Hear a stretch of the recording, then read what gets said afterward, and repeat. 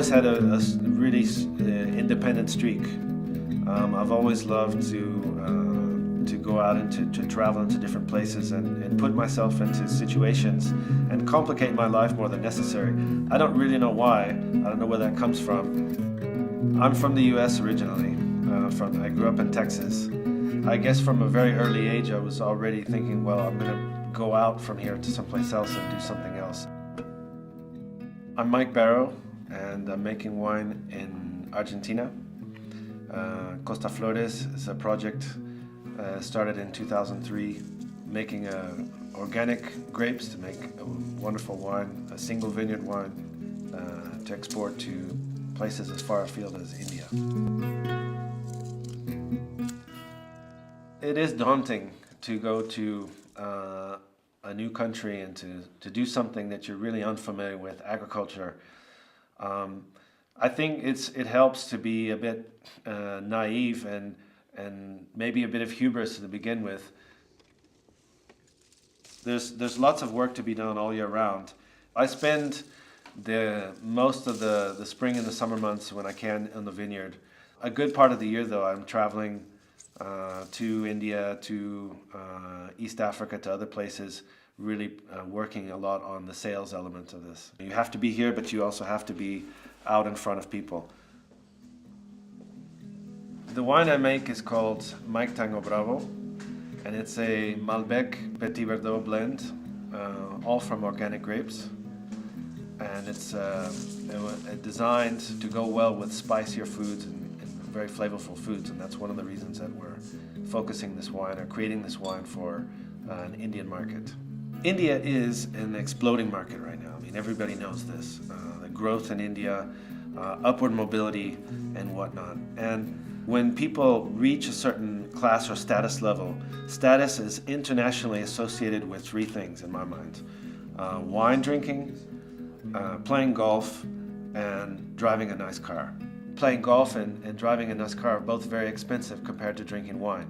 So it's something that people pick up as an aspirational thing, but it's also, of course, an object of beauty in my sense. That I'm in love with Indian food and Indian culture, so it's wonderful to see how we can blend something from far away as Argentina with that.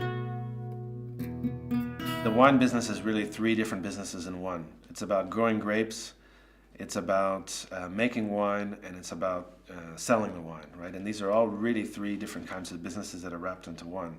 A lot of wines are from large beverage companies, and they associate it with their spirits and their beers and things like that. And they tend to have a lot of tie-ups and packages that it's really hard to compete with that. You know, I don't have a Johnny Walker, I don't have these other labels or the marketing budget. So there's that issue about competition, playing against the big boys as a boutique winery, and really just getting brand awareness, but getting, most importantly, shops and restaurants and hotels to pick up the wine.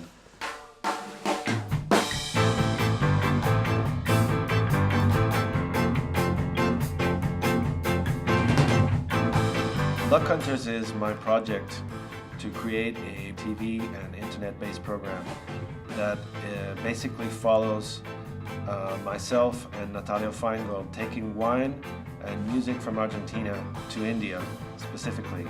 Natalia is a renowned musician from Argentina and is an old friend of mine.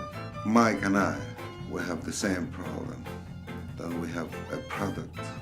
Yeah, we do it with a lot of passion, and it's great and it's good. But we don't have the money, basically, to put it up like a normal way. We're using traditional media with a television program and tying this into something that is exploding right now, which is social media. We are bringing very old-fashioned products that they've been around forever through the new channels of communication. It is a convoluted or complex solution to the problem of brand placement. But as an entrepreneur with that type of competition that you're facing and the difficulties, you really have to create something completely different, innovative, to differentiate yourself and to create a story. People love a story.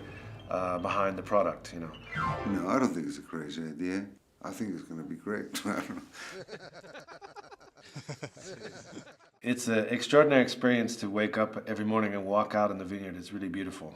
And just to see this slow organic process that's going on, to be working around something that's year on year evolving towards a long-term goal. I am proud of it. It's also a very humbling experience. There's so much, you think at the beginning it's a much simpler business, a much simpler project, and it turns out to be much more complex, growing grapes, making wine, and selling the wine. But that's the beauty of it. It's the journey that's really beautiful for me. So I wouldn't change anything. I wouldn't go back in time, and if I knew what I now know today and do it any differently, I think that the journey itself was the real reward.